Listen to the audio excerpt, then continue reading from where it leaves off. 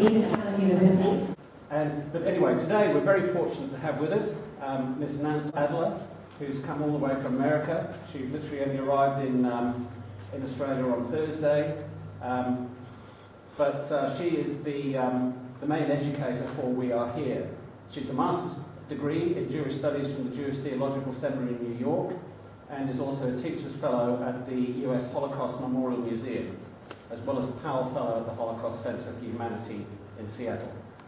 She's been encouraging the students in 2007 to become Upstanders after hearing about this concept at a Facing History and Ourselves workshop. She's been recognized by her school for creating Upstanders, and this is now part of the school's mission. The students know and believe that they can make a change and are not reticent to take on any projects and challenges to address issues. The Jewish Partisans Foundation, which works to tell the stories of Jewish partisans, has used student work from Nancy's classes to show the value of learning the stories of the partisans as an inspiration to change the world. Multiple articles about her work teaching history with the goal of inspiring students to be the change have been published, including co-authoring a chapter entitled Creating Upstanders for the book It's Been Done in Social Studies. The plan presented as part of this project was a 2018 semi-finalist for the Tversky Prize awarded by the Jewish Women's Archives. So will you please join me in welcoming Nancy Adler.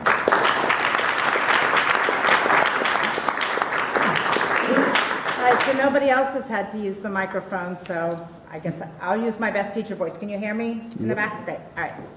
So thank you very much. I'm very happy to be here in Perth. I actually arrived on Friday, not Thursday. I've been in Sydney, arrived here in Perth just actually a few hours ago.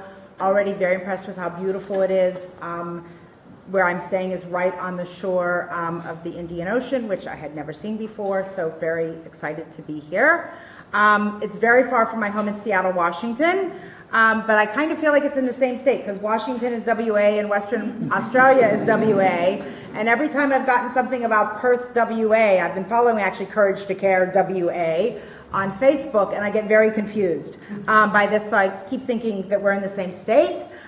You're also on the far left edge of the continent in the country like Seattle, so I can still say that I'm on the left coast. So I'm very happy to be here. So cultural diplomacy activities like the We Are Here project demonstrate how history and culture can be shared between Americans and Australians. And this type of project is uniquely powerful in creating long-lasting ties between us as we share best practices and learn from each other. I do a lot of collaborative projects with teachers in Central and Eastern Europe and the Balkans, and I look forward to being able to work with teachers here now. My title when I teach is Hamora Nance. It means the teacher in Hebrew. And my students always say Hamora Nance has friends everywhere, and now I can add Australians to that mix, so my students will be very excited, as will I. A bit of background about myself. I teach a rather varied set of courses. I teach all of the Jewish content for the middle school. That's 3 years at my school. But I'm first and foremost a historian. My area of specialty is European history and specifically the Holocaust. I've done multiple courses on the Holocaust, including at Yad Vashem International School of Holocaust Studies in Jerusalem. That's the major Holocaust museum in Israel. And they have a school there for teaching both at a university level and for teachers all over the world. I'm a museum teacher fellow at the US Holocaust Memorial Museum and a Powell Fellow, you've already heard this, at the Holocaust Center for Humanity in Seattle. And I also serve on their teacher advisory board. They're helping them create new displays and figuring out how to connect to educators in multiple states, not just Washington State, but Oregon and Alaska and Montana and Idaho.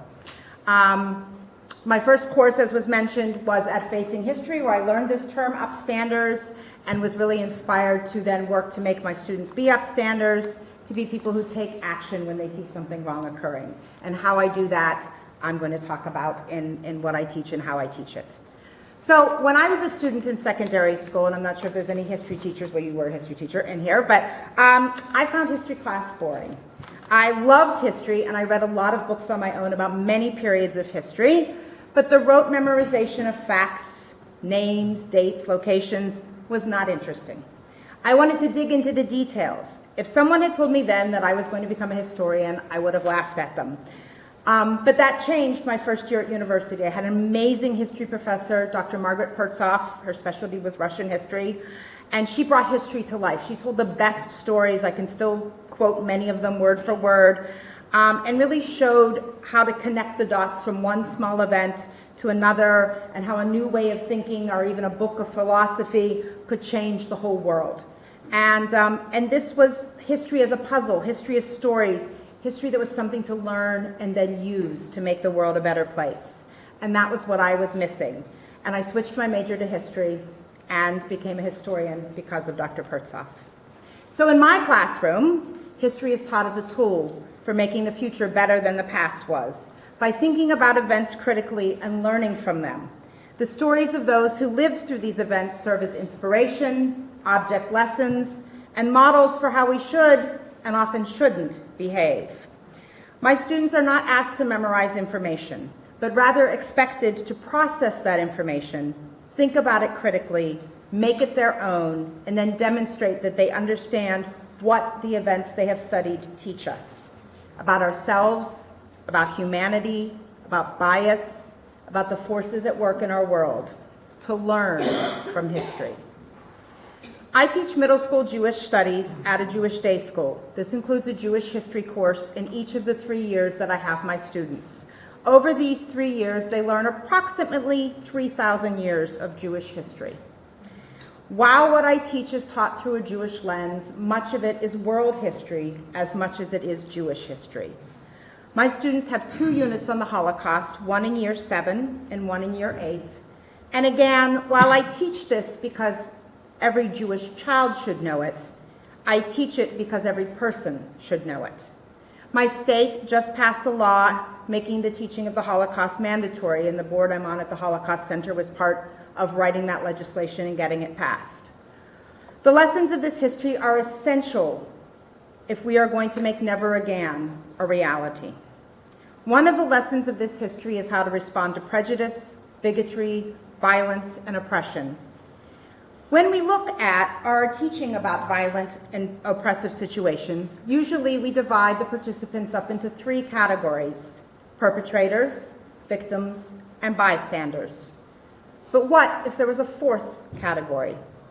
People who didn't just stand by. Bystanders, they don't do anything bad, but they're not doing anything good or to help either. What if there were upstanders rather than bystanders? People who actually did something to stop the violence or change the situation so the oppression was not continued. As it was said, creating upstanders has been a goal of my teaching for 12 years, and when my school redid its mission statement 10 years ago, the parents of several of my former students were on the board and the committee making that mission statement, and making upstanders became part of our mission, which I was not consulted on putting it there and was so happy when I saw it was there. It was really a vote of confidence. And my 2 units on the Holocaust are a core part of how I foster this mindset in my students.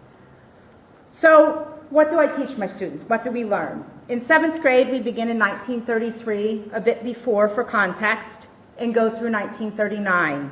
This course is called Prelude to the Shoah, or Holocaust, and is taught with an eye to the progressive loss of rights and humanity of the Jews in Germany under Hitler and the Nazis. I begin this unit by teaching the definition of genocide, the 10 steps of genocide as defined by Genocide Watch, and the pyramid of hate that was created by the ADL and Shoah Foundation. These tools help my students to concretize what it looks like when bias becomes violent. We learn about the Armenian genocide, the event that actually led to Raphael Lemkin coining the term genocide, and other genocides that have occurred since that time. We then focus on learning the history of 33 to 39 in Germany. We look at the rise of Hitler, boycotts of Jewish stores, burnings of books, escalating loss of rights, the Nuremberg laws, the Kristallnacht pogrom, and the Yellow Star. I make clear to my students that it is my expectation that they are learning what it looks like when the world goes terribly wrong, so that they will know when it is again and do something about it. During the unit, students are asked to reflect on what rights are important to them and how would they feel if they lost them. How it feels to be labeled. Are there good labels and bad labels? Are every label inherently bad. They think critically about how atrocities like Kristallnacht can happen in a civilized country. They learn the dangers of scapegoating, the power of propaganda. They ask me really hard questions, and we have really great discussions. In my 8th grade Holocaust unit, which is titled Rescue and Resistance, Choosing Life Amidst Death and Destruction, we focus on Jewish resistance and rescue by non-Jews. My decision to teach about these two topics was influenced by several factors.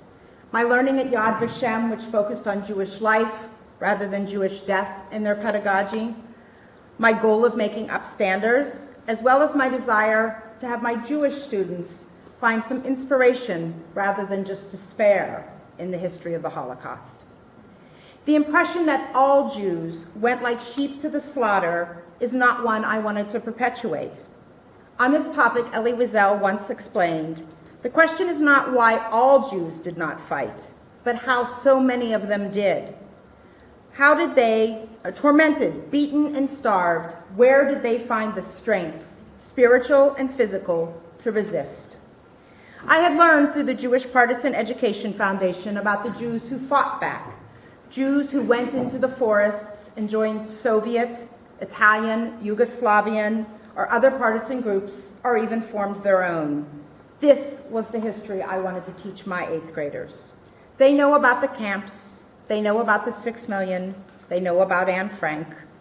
I don't think the camps are appropriate to teach 8th graders, particularly death camps, nor is the Holocaust by bullets in Poland, the Ukraine, and Lithuania, which accounts for half the 6 million dead, age appropriate. Many Jews my age shared how they were traumatized at a young age by how and what they were taught about the Holocaust, and I had no desire to perpetuate that trauma. And with my additional goal of fostering a belief that an individual can make a difference, that our choices do matter, and that even when we appear powerless, there are things we can control, teaching about resistance and rescue just made sense. My unit begins with learning about unarmed or spiritual resistance in ghettos and camps, and then armed resistance by partisans and ghetto fighters. We learn about secret schools, musical performances, religious observances, sabotaged and forced labor workshops, and other ways Jews sought to retain their humanity and have some small measure of control over their destiny, despite being imprisoned by the Nazis. We then learn about the Belsky partisans, of women who joined partisan groups insisting they were going to be fighters and leaders, not just cooks and nurses. Students then each select a Jewish partisan to learn about in depth and are tasked with presenting, they're coming to class as their partisan. Basically, their partisan becomes the guest speaker, and they come to class and share their story with the rest of the class. The students take notes about each presentation and then reflect on the various ways that Jews resisted, the different work that they did as partisans to save their own lives and the lives of others. They reflect on how inspiring these stories are and how different it makes them think about Jews during the Holocaust. It gives them pride. We then learn about the righteous among the nations, non-Jews who worked to assist and save Jewish lives, often at great risk to themselves and families. Students select 4 different stories from the Yad Vashem website. They have a directory of the righteous, and you can read the stories of all of the people who have been given this title. They compare the motives, what the person or group did, and the fate of both the rescuers and the Jews that they saved. Again, students are asked to think critically about these stories and draw conclusions about what it takes to risk your own life to save the life of another who is possibly a stranger. They learn one person can absolutely save a life, or many lives, and they're inspired to make a difference in the world. Acting to help others is much easier when you feel your own rights are secured. In my 8th grade Jewish history class, we also learn about the emancipation of Jews under Napoleon. We learn that almost immediately Jews had to fight to keep the rights they had just been given, to prove that they were worthy of being full citizens and deserved these rights. We look at the set of questions that Napoleon presented to the Jewish leaders at that time, and my students have to actually answer those questions, and then we compare their answers to the answers that were given at the time. After we learn about the Jews getting and fighting for their rights, We then turn to our Going Further portion of our unit. I teach using an inquiry model, and the penultimate part of this learning cycle is taking that learning and using it in a new way. And for this unit, we skip ahead to today's world and look at the rights we would all like to have. Rights that were declared as universal in 1948 in the Universal Declaration of Human Rights. Rights meant to give all humans a guarantee of a life of dignity and not feeling beholden to others for their needs. We review this document. There's 30 articles, 30 different rights that are laid out, and the students are asked to mark any that they don't think are being upheld, being enforced, being provided. And I make sure that I don't mean in developing nations where rights lapses in human rights might be expected. I mean right in their backyards, right in the affluent Seattle suburb that they live in. It's one thing to think about the rights of others when your own are secured. It is yet quite another to make a stand over the treatment of or loss of rights of another group when the group you belong to has not yet won its own rights. I teach my students that it is their responsibility to fight for the rights of others exactly because they have theirs and enjoy the benefit of being full citizens. But to belong to an oppressed group, a group deprived of their ancestral lands and still not viewed as equal or even citizens in the nation created on the land where their people have lived for millennia, and to go and fight for the rights of others, that is quite extraordinary. In December of 1938, William Cooper, a Yorta Yorta and an Aboriginal Christian leader, attempted to present a resolution at the German embassy in Melbourne. This resolution condemned the actions of Kristallnacht, or November pogrom, that occurred throughout Germany and Austria the month before. William Cooper was a leader of the Australian Aboriginal League and was a member of a people who had suffered much at the hands of white settlers in Australia. Much like the indigenous peoples of North America, the Aborigines were victims of attempted genocide, cultural genocide, loss of land, and were viewed as unequal to white settlers.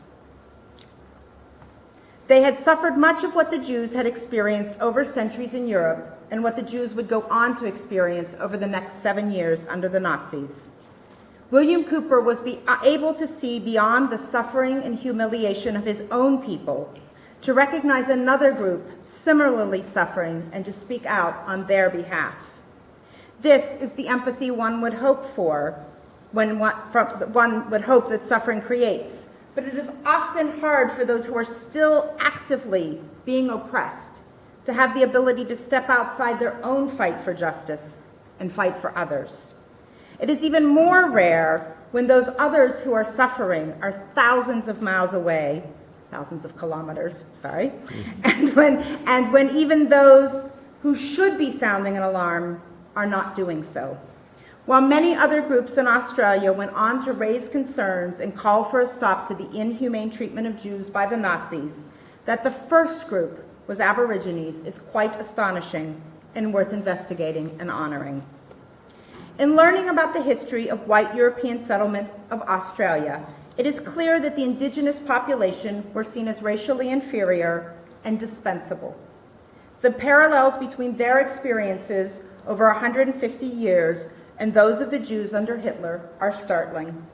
These similarities give rise to the idea that perhaps the appeal on behalf of the Jews by William Cooper was also an attempt to call attention to the treatment of the indigenous people in Australia. Perhaps if people could be directed to give their attention to a pending genocide on the European continent, they might have their eyes opened to what was happening on their own.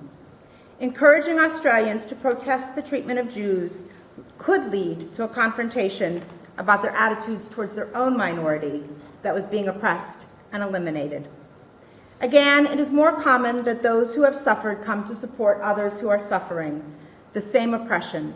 Jews were allies of blacks in the fight for civil rights in the United States and also involved in the fight to gain rights for indigenous people here in Australia. It is easier to work for others when you feel secure, so much braver and harder when you don't yet have that security and equality before the law. In the film, The Ties That Bind, Moshe Fishman, a Holocaust survivor, tells Alf Turner, who is also known as Uncle Boydie and is the father of Lance, who's here with us tonight, and the grandson of William Cooper, that he can't believe that the Aborigines could come down and protest at the German consulate when they themselves were not treated as others by the Australian government. Moshe continues, the Aborigines could feel it because they themselves were subjected to a lot of problems. This film is a record of a meeting between these two men in 2016 to discuss their experiences and the parallels between them. When a group is being oppressed, it often relies on the help of others, of those not in the group, to survive and escape persecution. During the Holocaust, Jews in many countries were helped by their non-Jewish neighbors and friends, and often complete strangers. These people were motivated by many things: religious conviction that what was being done was wrong and needed to be resisted, friendship, love, a shared humanity that made not helping not even a possibility. The King of Denmark, when asked why they saved their Jews, said, "What else should I have done?" Past favors being returned, and a shared resistance to the Nazis, Hitler, and fascism in whatever form it was in their country. These individuals have earned the distinction of righteous Gentile or righteous among the nations from Yad Vashem, the museum in Israel. To earn this title, one must have acted out of altruism. There was no reward or payment for what they did. These people acted at a great risk to themselves and their families. If caught, they, along with the Jews they were helping, would likely be shot on sight. The vast majority, in fact, almost all of these righteous lived in countries where the Holocaust was happening. They were giving aid to Jews in their country, town, village, neighborhood. Some were from countries not directly impacted, but were in a diplomatic capacity in those countries. Ambassador Sugihara from Japan and De Sousa Mendes from Portugal are examples of these individuals. Each of these men wrote hundreds of illegal visas so Jews could escape to safety.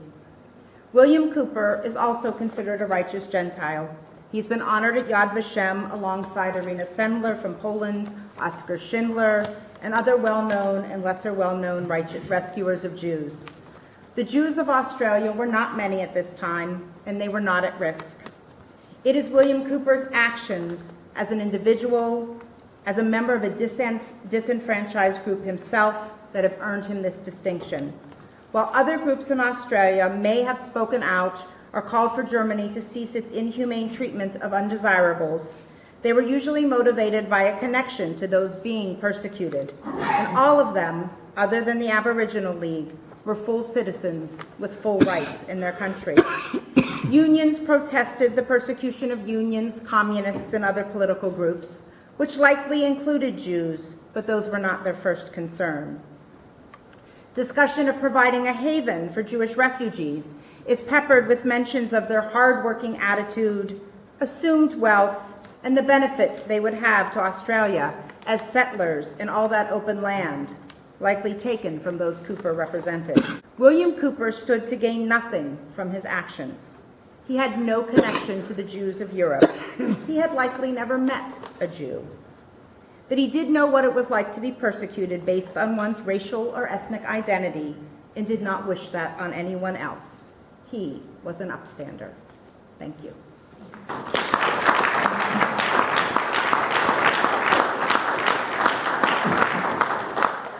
So I'm willing to answer any questions. My students know that I expect questions.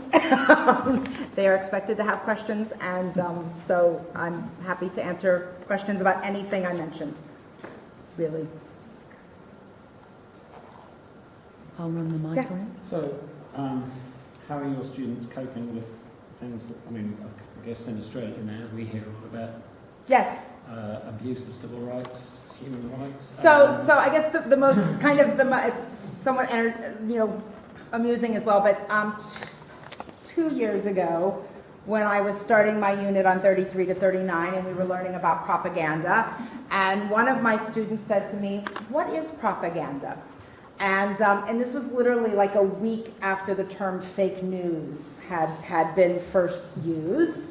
And so I said to her, I said, so have you heard the term fake news? And she's like, yeah. And I'm like, she's like, okay. And then we moved on to look at some examples of Nazi propaganda. But it's unfortunate that I'm able to tie things too, but it's also what gives it opportunity. Some of the things that my students have done, this idea of taking action, it's not just in the future I want them to take action, but in my own classroom. So we were we were talking about the situation in Israel of asylum seekers from Africa that have come to Israel, and there's been quite a long process of them trying to get status as asylum seekers. And my 7th graders were learning about this, and one of the things we talked about was what is the responsibility for refugees and people who are seeking asylum. And so we talked about the international responsibility, national responsibility, and then we talked about local or individual responsibility. My students came up with this beautiful list of things you could do if there were refugees. You could help them learn English, you could help them get a job, you could be friends with them, you could do they came up with this beautiful list of things that you could do if there were refugees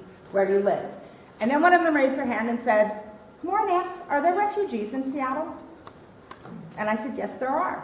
And I happen to know through the Holocaust Center a woman who's a teacher at the Seattle World School, which is a school that's actually for refugees and recent immigrants. They have students, I think there's 30 plus languages, I think, spoken at the school. And I happen to have a connection with this woman. And my students said, well, wow, could we do something to help them? So I connected with this teacher, and we ended up becoming pen pals with one of her classes. We exchanged books and different things. The kids wrote letters back and forth to each other. Those students came and visited our class and got to meet each other. So really this idea that taking action and doing something is what we do. And it comes just out of our discussions in the classroom. Thank you. Yes? As an educator, do you have an answer to the question I have about why the world has such a problem with refugees, why the world alienates refugees, and why we do that to each other? I think there's the fear of difference, there's the fear of scarcity. I know when, looking at the Holocaust and Jewish refugees wanting to come to the United States, what was put out is, they had just gone through the Great Depression. There were Americans who needed jobs. There were Americans who were out of work. There are Americans who don't have enough stuff. How can we take in these other people when we can't provide for our own? So, that's often put out there. So, do I have an answer? I would say we shouldn't. So my answer would be we shouldn't. But I think there's lots of things that come into it. It's about scarcity. It's about taking care of our own first. It's about fear of the other. It's about fear of losing the dominant culture. If you look at Europe right now, this fear of Christian Europe becoming Muslim. There's this real fear of change and difference. And what do you do with these people that come that aren't like you?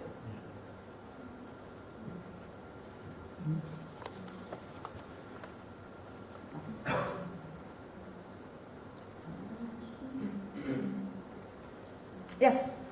Is William Cooper the only Australian that is in the group of the righteous? I think so, because there weren't Jews here that were at risk, and so most of the people who are righteous among the nations are people who, as I said, were hiding Jews, doing visas, different, gave them transport, all kinds of different things. Eli and I were just in Belarus, and there's a family in the town of Novogrodok who had 500 Jews pass through their homes and who got to safety because of them. So they were on the ground being able to do that. And so Australia, there really just thankfully wasn't the opportunity for people to really have that ability to do that. Thank God. So.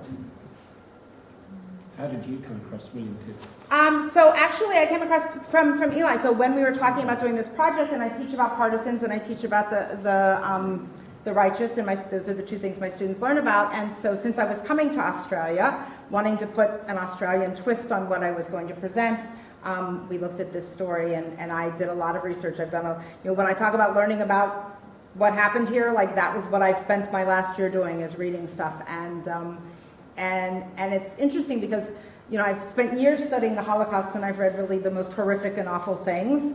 But reading about another group of people like was a whole new experience, and so like it was like it was very upsetting to read, and it's not like I haven't read the same things about other groups, but you know, it's another group, and in some ways it's like your question about what's our problem. It's like, and another group, you know, and so that's part of what was really hard about it, but I spent a lot of time learning about it so that I could come to an Australian audience with something that spoke to your history here as well, as opposed to just, you know, what went on and to be able to speak to not just a Jewish audience, but to speak to everyone, you know, that it's, you know, human rights and caring for each other is something we all need to do.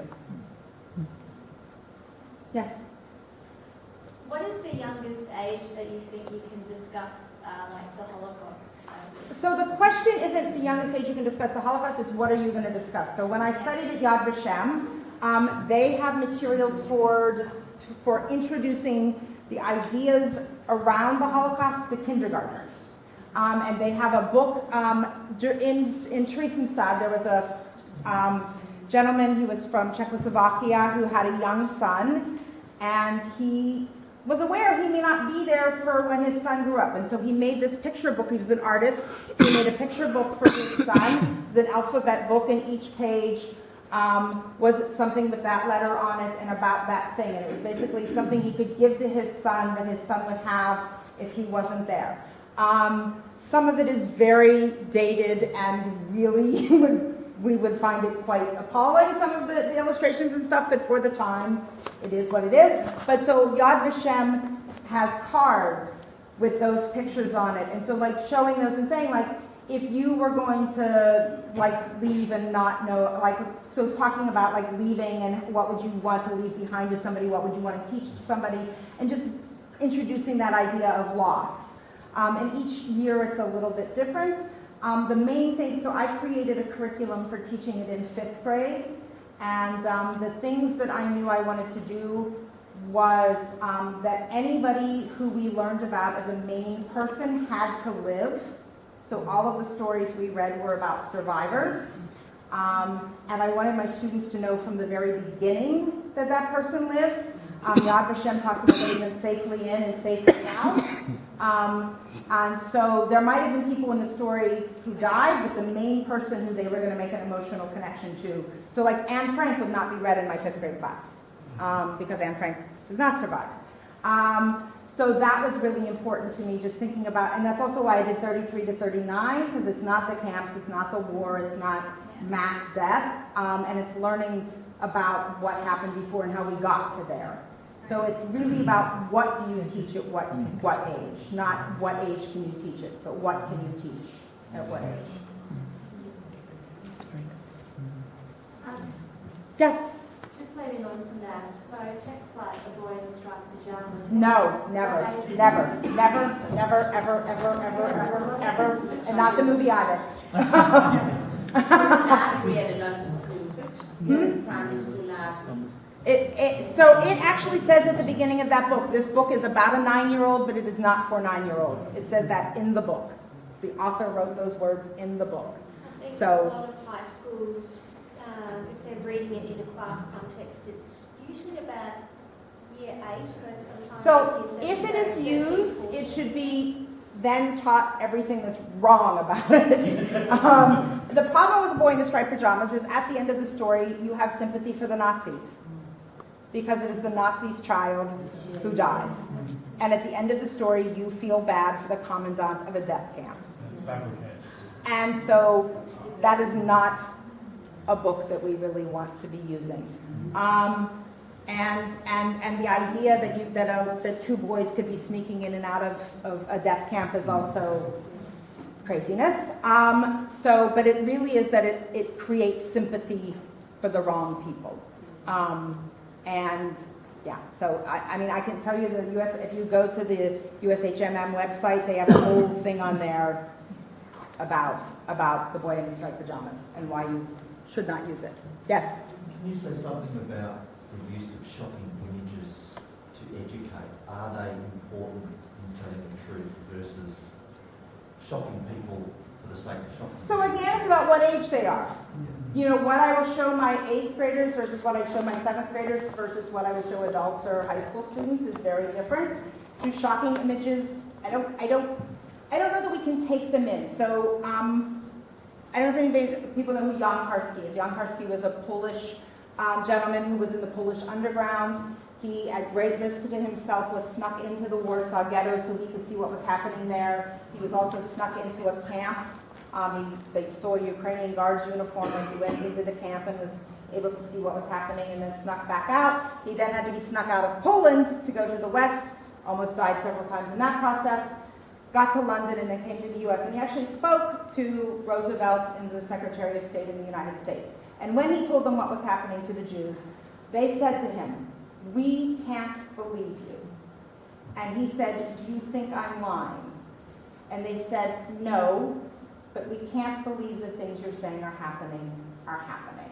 So I think when we look at those images, it's really hard to process them and really take them in a meaningful way. They show what happens and they prove what happens, so there is a value to having them as evidence against those who would deny that those things happened. But I don't know that they necessarily do as much as, I really prefer stories and discussion and really walking the kids carefully through something. So I don't know that in some small amount, but I really don't think that they're necessary. I mean, it's kind of like Holocaust porn almost, depending on how you use them and how many of them are used. Yes. Okay. One last question back here. Yes. That was a very interesting talk. Thank you. Mm-hmm. I have a question. You just raised the point of Holocaust deniers, which they're not just individuals, but as we know, whole countries. Yes. How do you educate your kids to make a stand at their very early ages against the Holocaust deniers, and how to make them think? What sort of training as such do you try and give them to intellectually oppose each and every argument as it comes along? I give them facts. I give them information.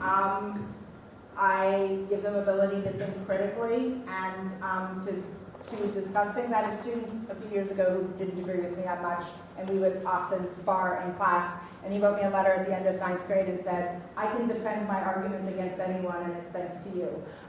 So I really, they have to debate me. They have to support their stuff to me, so they really learn those abilities. We talk about Holocaust denial. To them, it's inconceivable that somebody could deny that. I follow Deborah Lipstadt. If you haven't seen her movie, Denial, it's a brilliant movie. To them, it's just really inconceivable, but I think having those facts and having that information and being able to say, here's what happened, and I tell them why people deny. We talk about some of the things, so part of the problem is that the camps that were just extermination camps, by the end of the war, were gone. Sobibor was plowed under and had wheat growing on it, so so they say there's no evidence. And so there's lots of different arguments. So we talk about how do you counter those arguments, but it's really about having facts and being able to defend yourself and think critically. I mean, it's more about the skills than any particular thing that I would give them for that particular argument. I expect them to be able to defend anything they know. So, right. Thank you.